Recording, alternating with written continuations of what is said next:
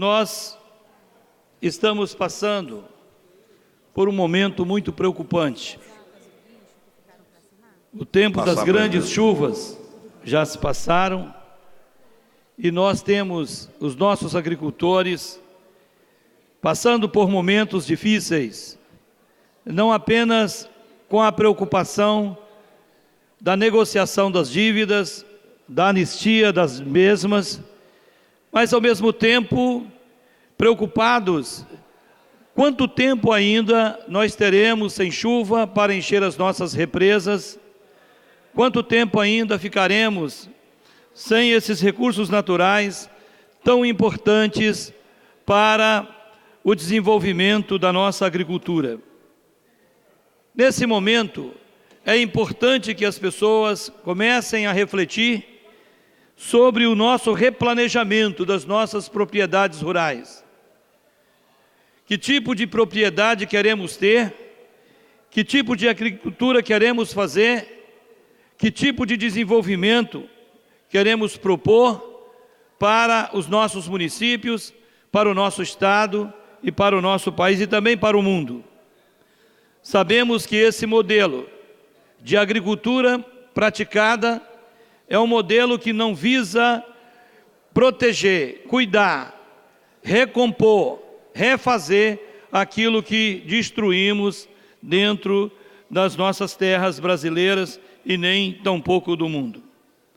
Temos aí o programa Reflorestar, um programa que nesse momento deveria ser acolhido por todas as prefeituras, todos os sindicatos, todos os agricultores, como uma meta para que os nossos agricultores pudessem, tomando consciência da participação dentro de uma nova mentalidade em relação à questão da agricultura e do meio ambiente, pudesse ter ações mais objetivas. Não adianta ficarmos reclamando que não tem chuva, não adianta ficarmos reclamando que as nossas represas estão vazias, não adianta ficarmos reclamando que as nossas lavouras estão tendo uma produção baixa. Além de tomar essa consciência, que já é um fato real, nós precisamos entender que se não tomarmos atitudes permanentes e não apenas emergentes, mas permanentes a curto, médio e longo prazo, as gerações futuras estarão sendo extremamente comprometidas. E a crise hídrica, alguns agricultores falam assim: Raquel, a gente só precisa de chuva. Se tiver chuva, nós vamos resolvendo essa questão da agricultura. Só que agora a questão é chuva e endividamento dos nossos agricultores. Os nossos agricultores eles estão endividados, eles estão pedindo a renegociação dessas dívidas.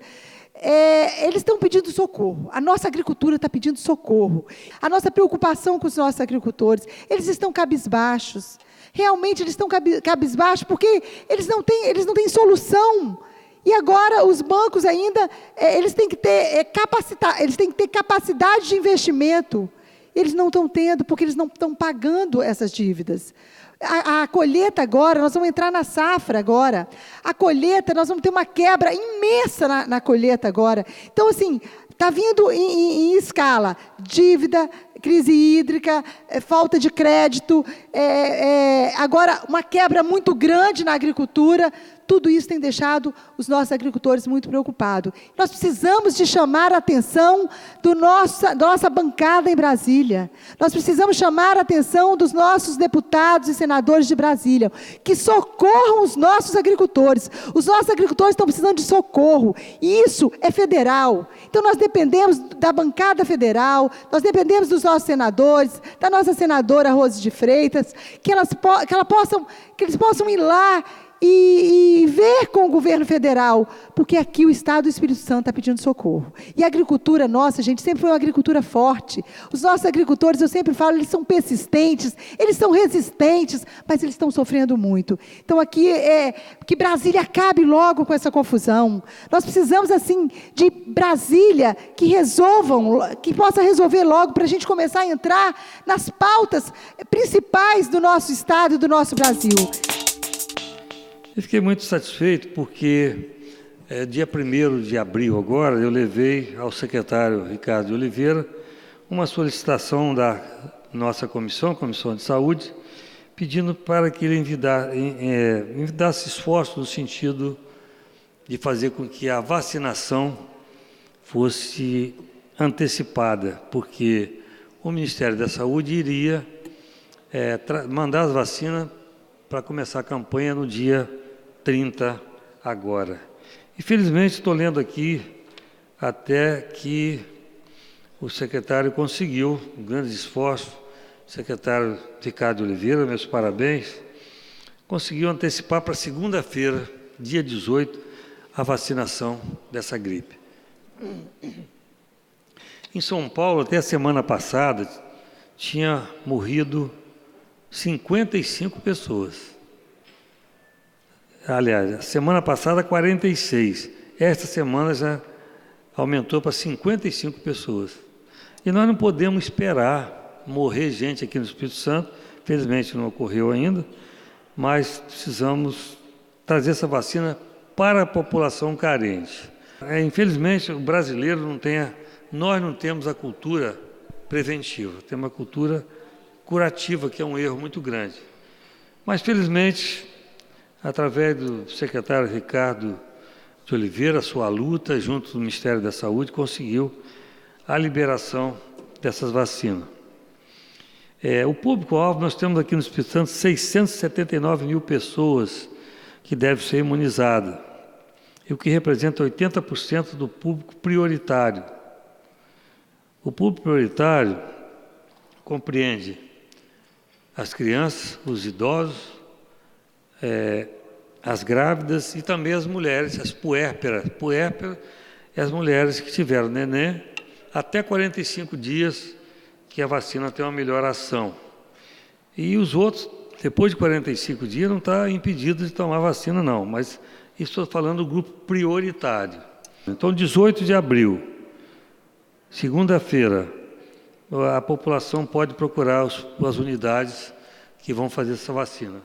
A recomendação que eu faço é que espere primeiro, e o grupo de risco primeiro.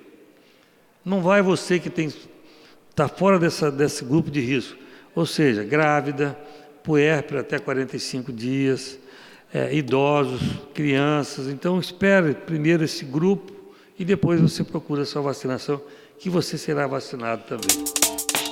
O Brasil tem, nos últimos anos, reduzido bastante o número de analfabetos. No entanto, nós temos no Brasil uma quantidade imensa de analfabetos funcionais.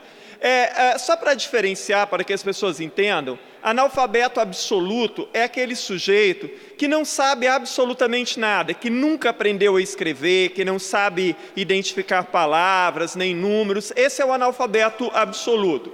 Segundo algumas estimativas, são 14 milhões de analfabetos absolutos existentes no Brasil ainda.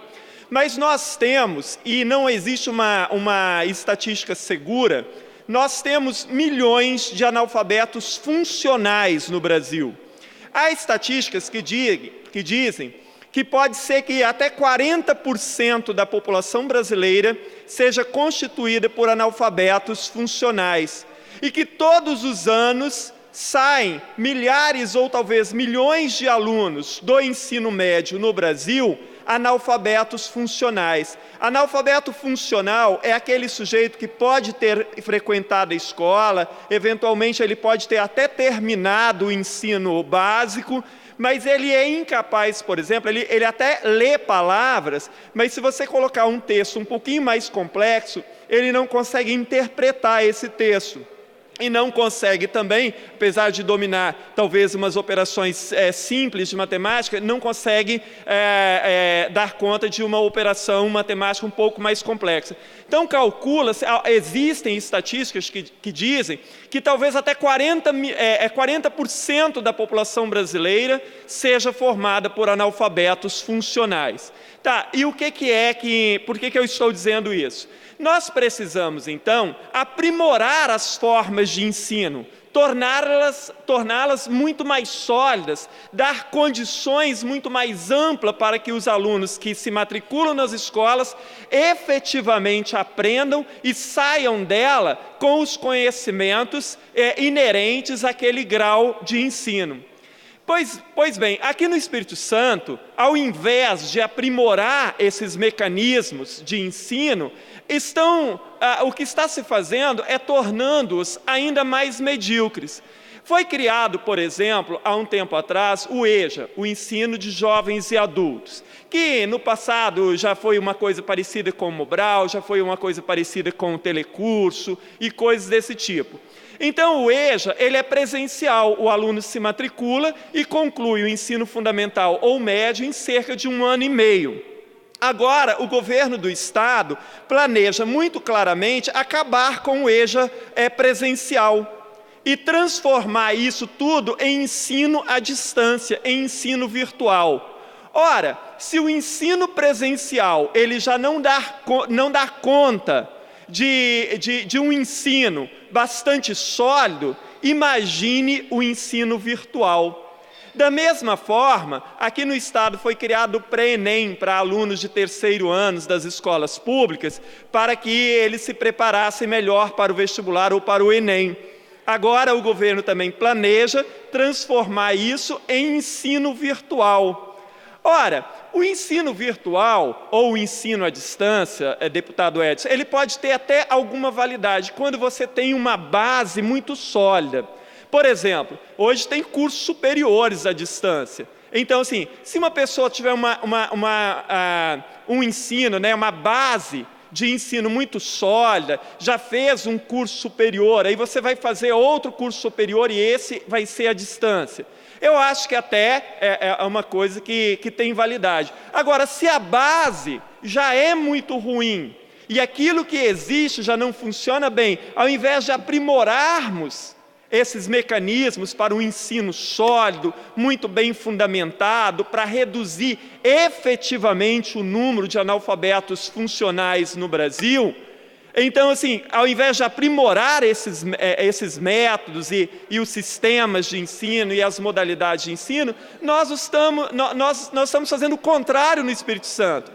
Nós estamos tornando ainda mais tênue, mais superficial, porque daí para efeitos de estatística fica lá marcado, nós temos cada vez mais pessoas que concluem o ensino médio. Mas concluem de que forma? Então fica aqui o meu apelo à Secretaria de Educação que repense esse tipo de coisa, porque isso nada contribui para a melhoria efetiva da educação capixaba. Obrigado, presidente. É uma fala simples, mas de detecção do que está acontecendo no Estado com relação à Escola Viva. Nós fomos visitar, eu não havia visitado ainda nenhuma escola viva do Estado. Apesar de nós já termos 5 escolas vivas, e estamos com uma aqui no bairro São Pedro, no município de Vitória, mas não havia ainda visitado em loco a escola. Acompanhamos a filosofia, defendemos o projeto nessa casa, mas não havia visitado. E eu e o deputado Gildevan, fazendo parte da comitiva do governador no município de Ecoporanga, ficamos emocionados com os depoimentos que tivemos por parte de alunos da escola. A escola está funcionando no município de Ecoporanga, na escola Daniel Comboni, tem 2 meses. Está comportando mais de 500 alunos, cerca de 500 alunos, salvo engano, ou um pouquinho mais. E nós tivemos a apresentação da escola, através dos alunos, onde eles nos mostraram qual a metodologia e como que se desenvolve esse trabalho de tempo integral dentro da escola.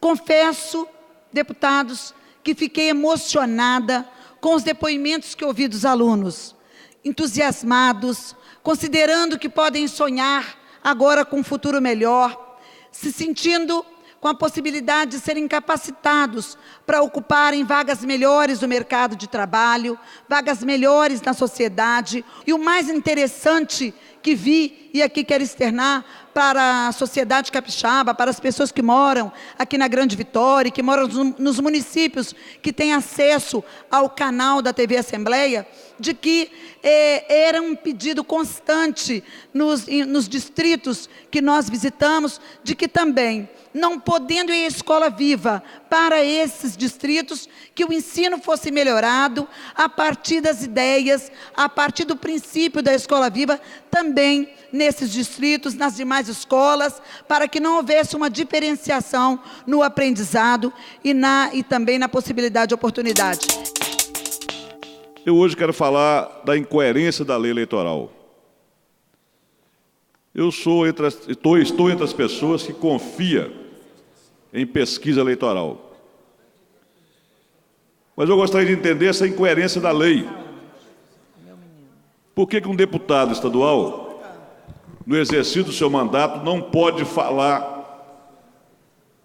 em campanha eleitoral, não pode se manifestar fazendo uma crítica a um prefeito municipal que é candidato à reeleição, e essa mesma lei permite que os prefeitos que estão em exercício do cargo usem o cargo para fazer campanha eleitoral, para assinar contrato de obras pré-eleitorais, para visitar a obra pré-eleitoral, que não vai terminar porque não tem recurso e é uma enganação.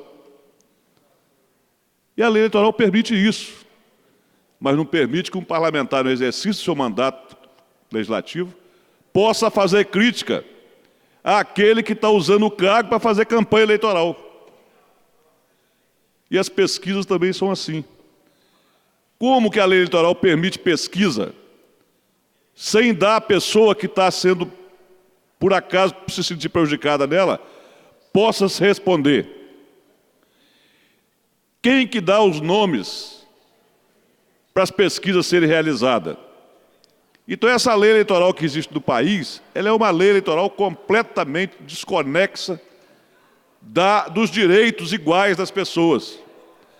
Quer dizer, você, em sendo pesquisado, você corre o risco de ser divulgado um resultado ruim para você e você não tem direito de se defender. Nós sabemos que os cartórios prestam serviços importantes à sociedade. Porém, é comum observarmos filas intermináveis nas portas dos cartórios. Quando falamos em limitar o tempo, é o tempo do primeiro contato com o cidadão. Nós sabemos que providências de cartório às vezes demora mesmo, mas aquele primeiro contato. Da mesma forma que os bancos têm que cumprir um prazo de 15 minutos, da mesma forma que as regras existem, nós estamos estabelecendo isso para os cartórios. E a justificativa é a seguinte: foram citados na Comissão de Justiça alguns entendimentos de tribunais superiores com o intuito de rejeitar o presente projeto de lei e declarando o mesmo inconstitucional. No entanto, devemos observar que em vários estados do país foram sancionadas leis com o objetivo de regulamentar o tempo de espera em filas de cartórios. Ora, estamos falando aqui de um direito constitucional e do consumidor, onde prevê a defesa de se exigir a qualidade dos serviços prestados por cartórios, que apesar de exercerem serviços em caráter privado, os cartórios o fazem por delegação do poder público com geração de lucro. Neste prisma, a adoção de medidas que visem um atendimento mais célere torna-se não só recomendável, como também impositivo, em homenagem ao princípio da proteção ao consumidor, que, em última análise, e neste caso, não passa de reflexo do princípio da dignidade da pessoa humana, que é um dos fundamentos da República Federativa do Brasil.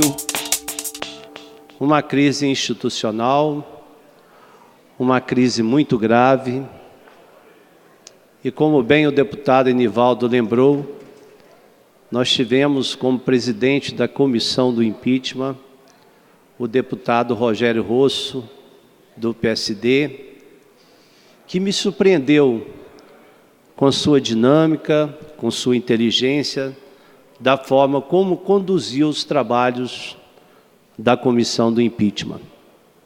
O Brasil tem uma agenda, e a agenda do Brasil passa por pessoas que realmente têm capacidade de transformar este país.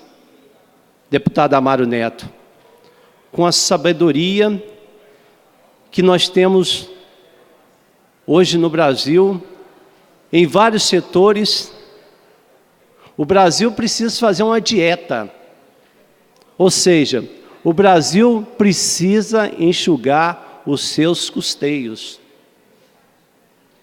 Precisa fazer o dever de casa. Um país com tantos ministérios, um país com mais de 30 mil cargos comissionados. Se nós não fizermos o dever de casa, não é um país de prosperidade. E quando a gente começa com esse discurso que eu já tinha dito na semana passada, de que ninguém vale nada, ninguém presta, etc., como é que principalmente os mais jovens vão continuar acreditando na democracia e vão continuar acreditando nas instituições? Nós temos um panorama hoje muitíssimo complicado e eu tenho refletido muito sobre isso o tempo inteiro. Existe um processo de impeachment em andamento.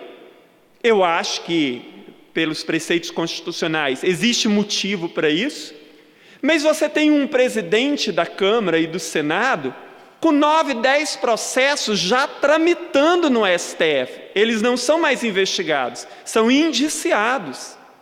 Você tem, e isso é verdadeiro, uma comissão do impeachment que tem realmente mais da metade ali está sendo investigado ou já foi indiciado.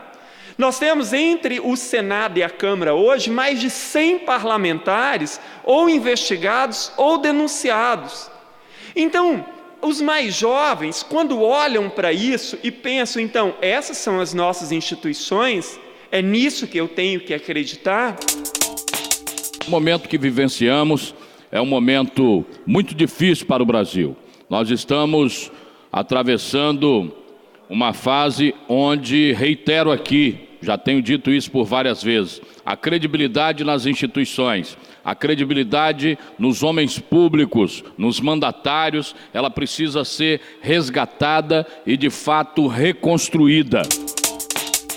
Se a sociedade, nas pesquisas no Brasil, apresentam que mais de 60%, 70% querem a saída da presidente Dilma, e o meu partido insiste em permanecer no governo, mas por que não pode permanecer os nossos parlamentares apoiando as boas ações do governo?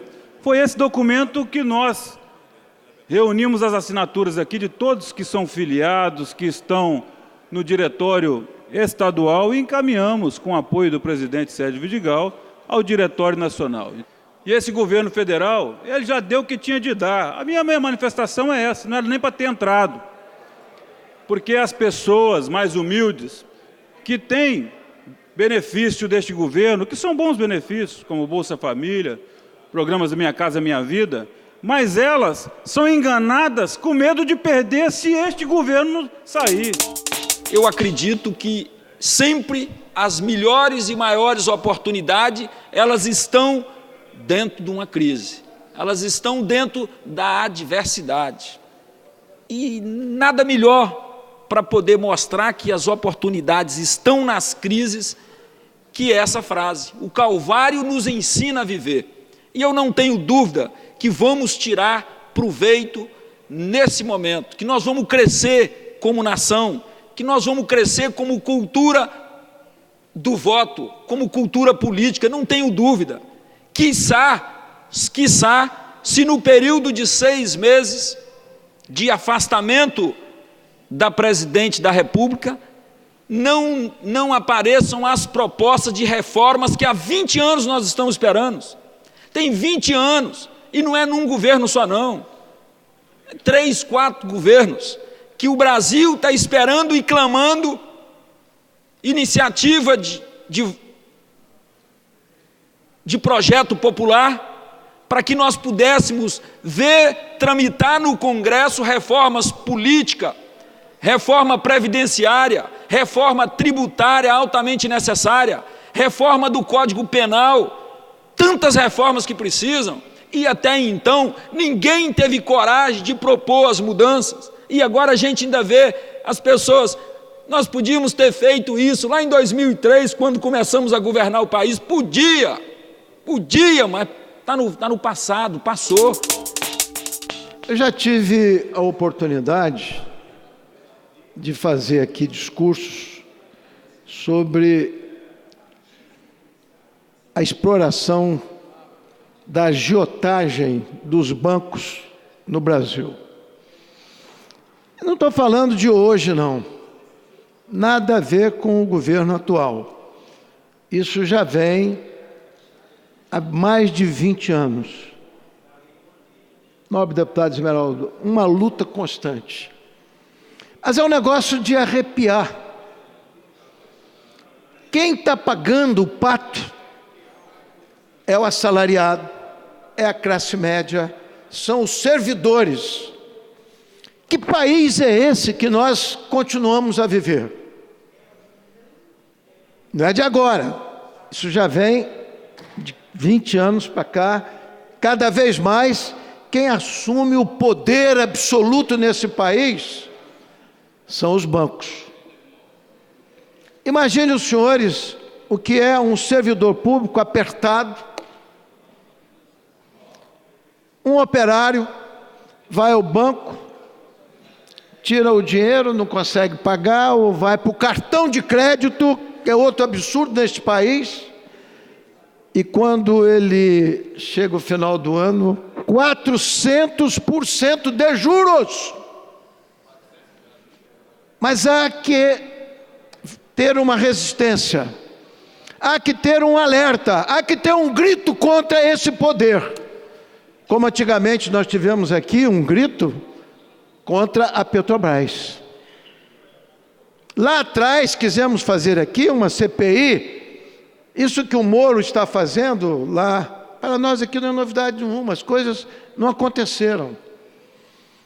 Aqui os poderosos não pagavam impostos, deviam às prefeituras.